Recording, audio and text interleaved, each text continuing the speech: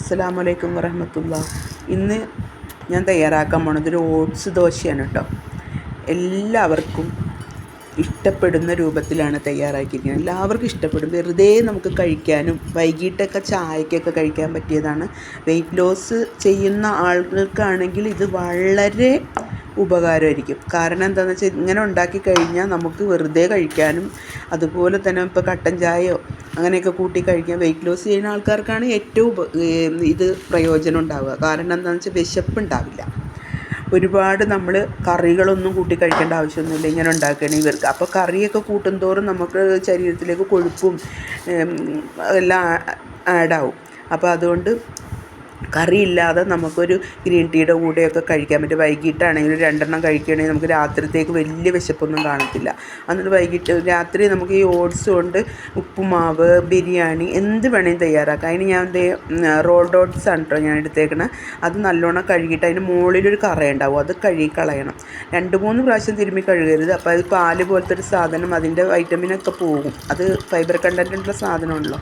അപ്പോൾ ഇത് ഏത് പ്രായമുള്ളവർക്കാണെങ്കിലും എല്ലാവർക്കും കൊടുക്കാൻ പറ്റിയതാട്ടോ. നല്ല ഹെൽത്തിയാണ്, ദഹനശക്തി ഉണ്ടാവും, അതുപോലെ വയറിന് നല്ല ശോധനയൊക്കെ കിട്ടും.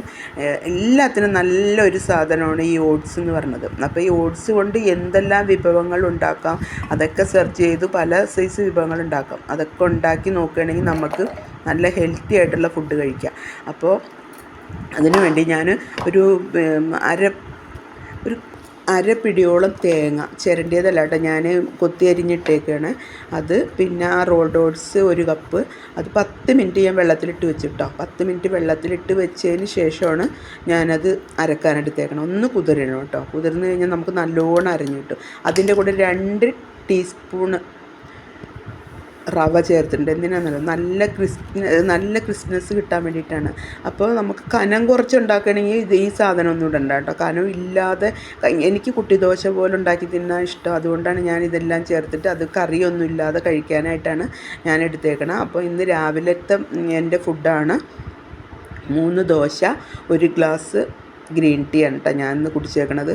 അപ്പോൾ അതിന് നല്ലൊരു ഹെൽത്തി ആയിട്ടുള്ളൊരു ഫുഡ് തന്നെ ആയിക്കോട്ടെ രാവിലെ തുടക്കം എന്ന് വിചാരിച്ചാണ് ഞാൻ ഇത് തയ്യാറാക്കിയത്. അപ്പം ഞാനത് നിങ്ങൾക്കും കൂടി കാണിച്ചു തരുവാണ് കേട്ടോ. അപ്പോൾ എല്ലാവരും ഇത് ഇങ്ങനെ ഒന്ന് ഉണ്ടാക്കിയിട്ട് അഭിപ്രായം അറിയിക്കാൻ മറക്കരുത്. നല്ല ടേസ്റ്റാണ്. അപ്പോൾ നാളികേരവും സവാള, കാന്താരിമുളക്, 1 കഷ്ണം ഇഞ്ചി, കുറച്ച് മല്ലിയിലയും കൂടി ആഡ് ചെയ്ത് ആവശ്യത്തിന് ഉപ്പും കൂടി ഇട്ടിട്ട് നമുക്ക് ദോശക്കല്ലിലോ അല്ലെങ്കിൽ അപ്പച്ചട്ടിയിലോ എന്തിൽ വേണമെങ്കിലും നമുക്ക് ചുട്ടെടുക്കാം കേട്ടോ. എണ്ണ തൂക്കുക എന്ന് പറഞ്ഞാൽ വെളിച്ചെണ്ണ ആയിരിക്കണം. ഒരു തുള്ളി മുകളിൽ കൂടെ ഒഴിച്ചു കൊടുക്കുക, അല്ലെങ്കിൽ കുറച്ച് നെയ്യ് ചേർക്കുകയാണെങ്കിൽ അടിപൊളി ടേസ്റ്റ് ആയിരിക്കും കേട്ടോ. നെയ്യാകുമ്പോൾ നമുക്ക് വെയിറ്റ് ലോസ് ചെയ്യുന്ന ആൾക്കാർക്ക് നെയ്യൊന്നും വലിയ പ്രശ്നമല്ല. അതായത് അത് നല്ല കൊളസ്ട്രോളിൻ്റെ ഭാഗമായിട്ടുള്ളതാണ് കേട്ടോ. അപ്പോൾ അതുകൊണ്ട് നെയ്യ് ചേർത്താൽ കുഴപ്പമൊന്നുമില്ല.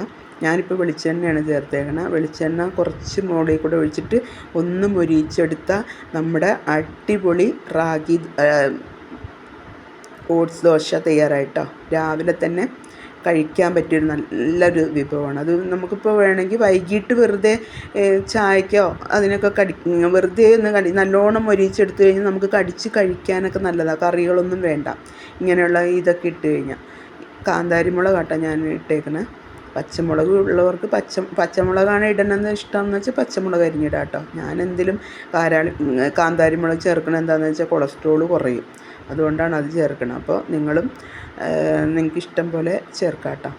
അപ്പോൾ എരിവ് വേണ്ടാത്തവർക്ക് എരിവ് ചേർക്കണ്ട, ഓരോരുത്തരുടെ ഇഷ്ടം പോലെ ചേർക്കുക. അല്ല ഒന്നും ഇടാതെ നമുക്ക് സാധാ ദോശ പോലെയാണെങ്കിൽ മൊരിയിച്ച് പ്ലെയിൻ ദോശ പോലെ ചുട്ടെടുക്കണവർക്ക് അങ്ങനെയും ചുട്ട് കഴിക്കാം കേട്ടോ. അങ്ങനെ ചുട്ട് കഴിച്ച് തേങ്ങാ ചമ്മന്തിയൊക്കെ കൂട്ടി കഴിക്കുകയാണെങ്കിലും അടിപൊളി ടേസ്റ്റാണ്. ഇത് ഇങ്ങനെ മാത്രം ഉണ്ടാക്കുന്ന അടിപൊളി ടേസ്റ്റാണ്. Okay, thank you.